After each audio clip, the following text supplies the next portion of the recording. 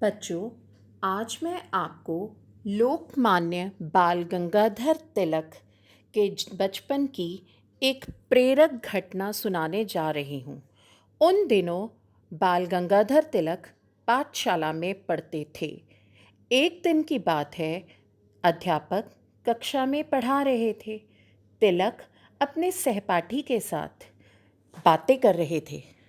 उनको बातें करता देख अध्यापक ने उन दोनों को खड़ा कर दिया और उनसे पाठ से संबंधित प्रश्न पूछने लगे। तिलक ने तो सारे प्रश्नों के ठीक उत्तर दिए, परंतु उनके मित्र को किसी भी प्रश्न का उत्तर न आया।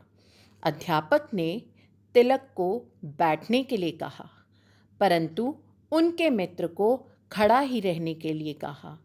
जब तिलक ने देखा कि उनके सहपाठी को सज़ा या दंड मिल रहा है, तो वे भी खड़े हो गए और अध्यापक से कहा कि वे भी बातें कर रहे थे।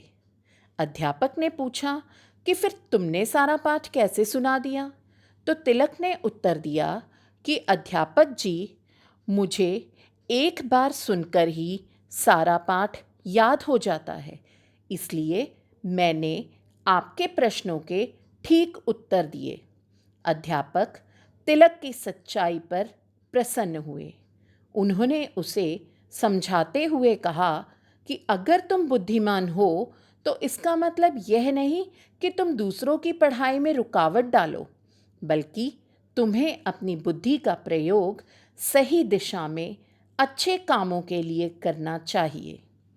बच्चों, यही बालक बड़े होकर एक महान नेता बने, जिन्होंने देश को स्वतंत्र कराने के लिए बहुत बड़ा योगदान दिया।